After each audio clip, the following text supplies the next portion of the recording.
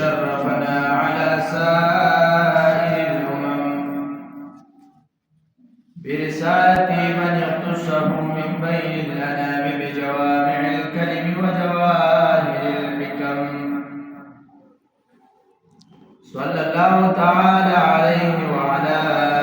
آله وصحبه وبارك وسلم ما نطق اللسان بمدحه ونسخ القلم أما بعد فأعوذ بالله من الشيطان الرجيم بسم الله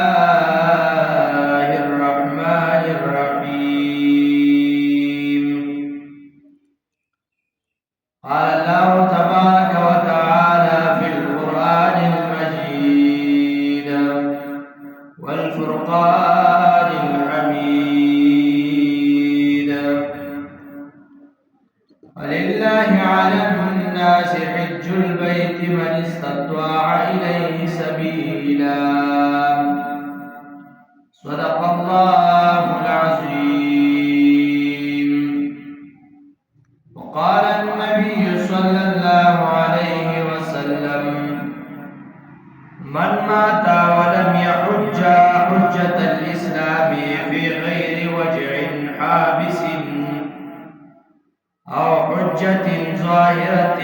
أو سلطان جائر فليمت إما يهوديا أو نصرانيا إن الله وملائكته يصلون على النبي يا أيها الذين آمنوا صلوا عليه وسلموا تسليما. اللهم صل على محمد وعلى آل محمد كما صليت على إبراهيم وعلى آل إبراهيم إنك حميد مجيد. اللهم بارك على محمد وعلى آل محمد كما باركت على إبراهيم وعلى آل إبراهيم إنك حميد مجيد. زمان دین اسلام ډېرو عزتمندو محترم مسلمانانو ورونو، دین اسلام دې کې پنځه ارکان دي. هر یو رکن دا انتهایی لازمی او ضروری دی. انسان لپاره الله رب العزت دا قانون مقرر کړی دی. په دغه قانون باندې به انسان خپله زندګي په دنیا کې تېروي. د دین اسلام پنځه ارکان دي. هر یو رکن دا انتهایی لازمی او ضروری دی، ځکه دا الله رب العزت په انسان باندې فرض کړی دی د دې لپاره چې انسان پرې عمل وکړي. زمونږ په وس کې او په طاقت کې چې کومه خبره وي په هغې باندې به عمل کوي. ځکه قرآن مجید کې الله رب العزت فرمایي لا یکلف الله نفسا الا وسعها، چې په طاقت کې کوم یو شی نو هغه باندې به عمل کوي، چې په طاقت کې نه په هغه باندې الله تعالی نیسي. منځ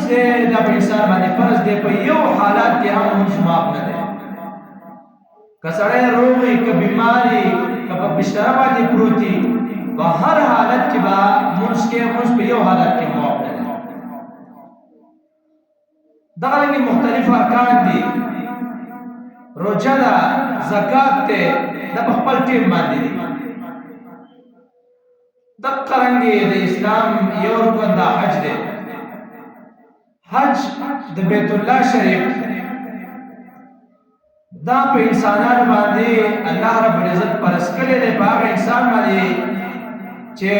طاقت لري. من استطاع الیه سبیلا، قرآن کې الله رب العزت فرمایي چې په هغه وخت کې په تا باندې حج لازم دی، په کوم وخت کې چې ستا سره حج پیسې درسي.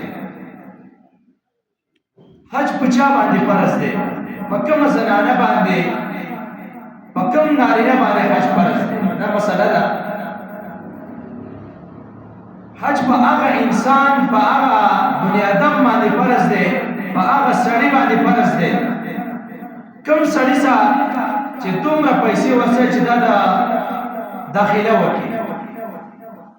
د حج پیسې را جمع کولی شي دا لاره د حج داخله وکړه دغه رنګې دومره پیسې ورسره چې دی هلته لاړ شي هلته خرچه وکړي او بېرته پرې کور ته شي راغلی په دې سړي باندې حج فرض دی نن سبا تقریبا چې ستاسو دغه رنګې 13-14 लाख रुपए درسي نو دې باندې ستاسو پوره حج کېږي دا فرض دی په تا باندې په هغه زنانه باندې حج فرض دی کومه زنانه چې دومره پیسې ورسره چې دا د حج داخله کولی شي دې باندې حج فرض دی خو به هر حال چې یو سړی ځي داسې سړی حج له ځي چې د دې زنانه ورسره همیشه لپاره نکاح نه کېږي یا پلار دی یا ورور دی دغه رنګې نامحرمه انسان چې نکاح ورسره کېږي او دې زنانه سره دومره پیسې ورسره چې د حج داخله پرې کولی شي په دې باندې حج فرض زنانه باندې خو به هر حال دا زنانه داسې ده چې د دې څوک شته نه دی نامحرمه انسان چې نکاح دا چا سره کېږي داسې خلک خو شته لیکن داسې څوک نشته چې نکاح ورسره کېږي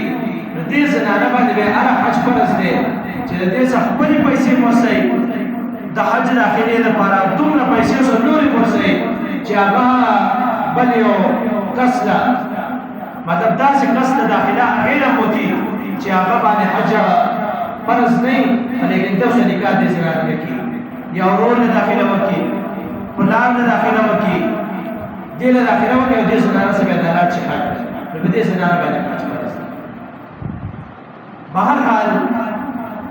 تاسو ته پته ده چې حج څومره پیسې غواړي او تاسو ته پته ده حج دا انتهایي فضیلت تېره دی انتهایي دا د اسلام یو رکن دی دا ډېر زیات اهمیت لري لیکن مسلمان چې کله د حج ورځې په دې باندې راشي او پیسې ورسوي دا حج ته داخله نه کوي وایي بد کار به وکړه لکه مثال په طور باندې اوس په دې وخت کې خلک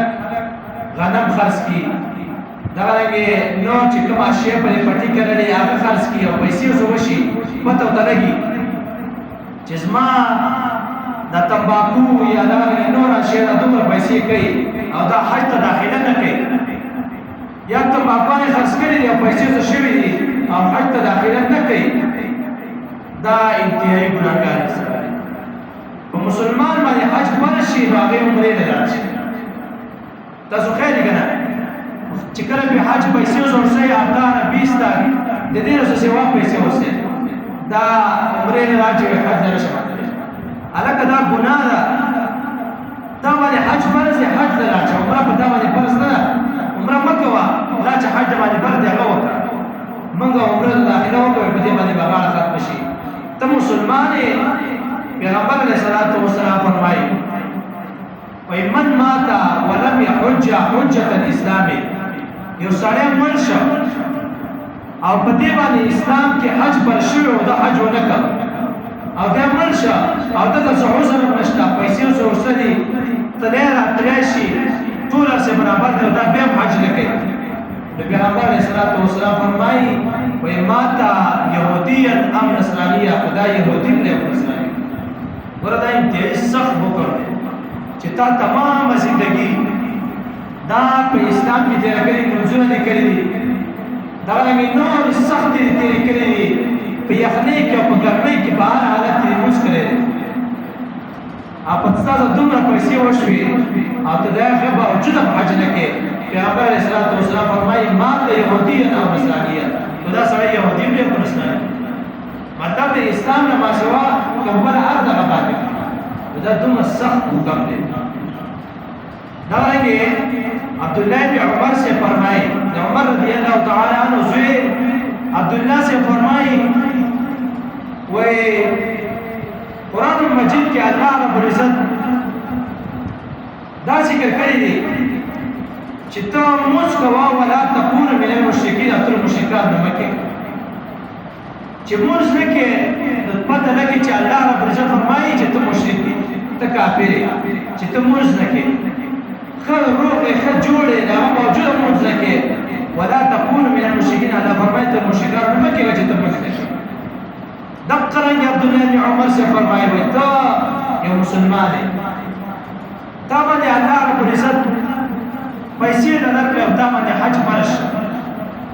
چې په تا باندې حج فرض او ته حج نه کې د قیامت په ورځ باندې بس تا په تندي باندې لیکلي چې دا مشرک دی کافر به لیکلي کافر او مشرک دا الفاظ مې د قیامت په ورځ باندې ستا په تندي باندې چې کوم سړی باندې حج فرض او حج وکړي دومره لازمي خبره ده بل حدیث کې راځي پیغمبر علیه الصلاۃ والسلام فرمایي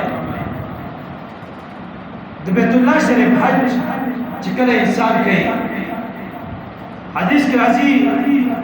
وای پیغمبر علیه الصلاۃ والسلام ته تاسو شو چې څوک کوم یو عمل او کوم څه بهتر دی وی فرمایل چې ایمان راوړي دا سره ډیر غوړه او افضل سره دی بیا دې تاسو شو چې څوک کوم یو سره افضل دی وی فرمایل چې هغه سره غوړه دی هغه سره افضل دی چې کوم سره دا په جهاد نه راشي بیا دې تاسو شو وای هغه سره افضل دی چې حد به الله شي دا انتهایی فرض دی غوړه خلک دقرنګي بل حدیث کې راځي حضرت ابو زهير رضی الله تعالی عنہ فرمایي وای پیغمبر علیه الصلوۃ والسلام فرمایي کوم سره چې حد نه راشي 14 लाख یا 15 लाख روپۍ په دې وخت کې ولګي دا داسې ده لکه یو روپۍ چې په هغه د 700 باندې لګولي دومره ثواب دی بل حدیث کې راځي پیغمبر علیه الصلوۃ والسلام فرمایي وای کله چې دا سره حد لا چې دا د تلبیه وای لبیک اللهم لبیک دا تلبیه وای چې کله دا سره دا تلبیه وای د دې طرف ته څومره خلک دي او دې طرف ته څومره خلک دي د کس طرف ته او د خې طرف ته څومره خلک څومره حیوانات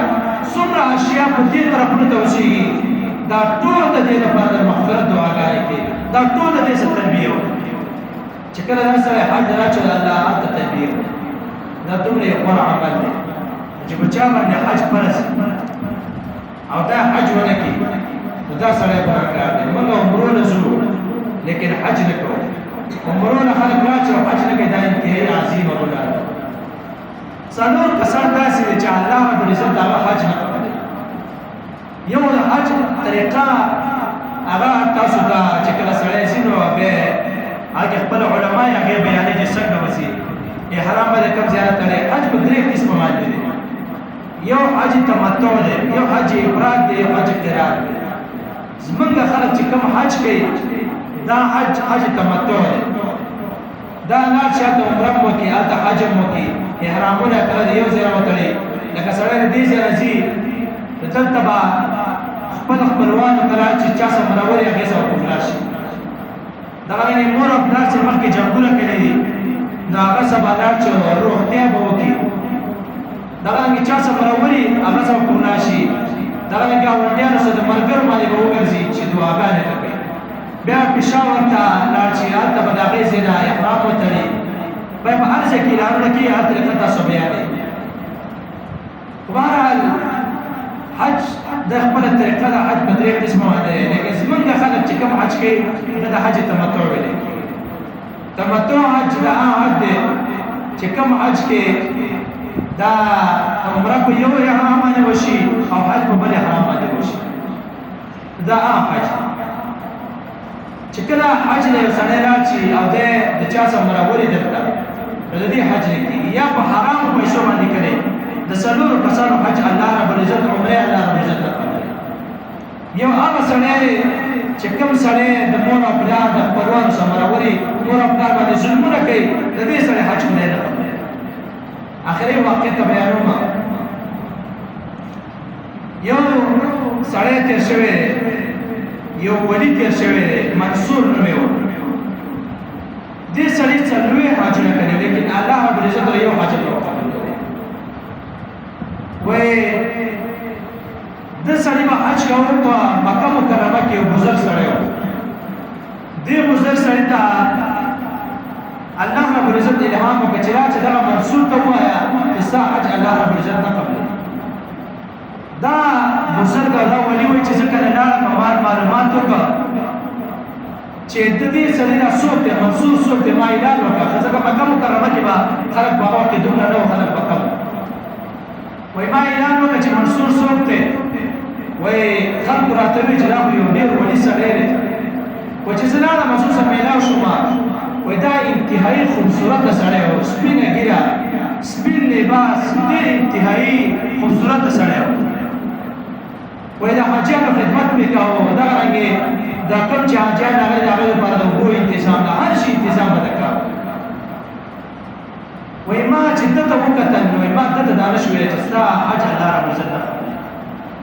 وایي ما ده ته دا نه شوې وایي ځان مې ډېر کلک ومېړده چې ما ته اواز وشي چې لاړ شم دې منصور ته ووایه چې الله ربالعزت ستا حج نه قبلوي وایي هغه منصور راته وویل چې دا اوسنۍ خبره نه ده زما 40 کاله په مکه مکرمه وشو 40 کاله هر کال حج کوم او هر کال د حاجیانو خدمت کوم هر کله دا اواز کېږي چې ستا حج الله ربالعزت نه قبلوي وایي دغه بزرګ وایي ما دې نه تپوس وکړه چې دا ولې ستا حج الله نه قبلوي څه وجه ده وایي هغه منصور راته وویل چې زه کور کې وم او روژه وه وایي ما ته خپلې مور وویل زه ډېر شرابي او ډېر کبابي انسان وم هر قسمه ګناه ما کوله وایي ما ته خپلې مور وویل چې د الله بنده مازدیګر ټیم دی او روژه ده او خلک د الله ربالعزت ذکر کوي مازدیګر دی پخلی کوي قرآن تلاوت ته راسي د الله بنده کوم لږ تلاوت وکړه وایي ما له کار راغلی ما خپله مور پسې بیړه وکړه چې ته اوس ما ته خبرې کوې لکه سړی نوجوان یې مور ته وایي لمونځ وکړه دغرنګې د نیکانو څخه نه ده وایي ځه مړه ته اوس ما ته څه یا موبایل کوي مور ته وایي د الله بنده را موبایل مه کوئ څه فلمونه ډرامې دي دا کارونه مه کوه دی وایي ځه مړه یا پلار ته وایي ځه مړه ته ما ته ښه نصیحت کوې دقرنګې وایي ما مور ته وایي چې ځه مړه ته ما ته نصیحت کوې ما مور ورپسې پېټه کړه وایي ما نه نور کار راغلی شرابي کس دا خصوصیت دی چې کار نه ډېر زیات دی وایي ما نه کار راغلی او ګرم تنور خلک مازدیګر کې روټۍ پخوي د روژه وه وایي ما خپله مور راواخسته او هغه تنور ته مې واچوه تنور ته مې وغورځوله وایي ما ته خپلې ښځې وویل چې الله دې تباه کړه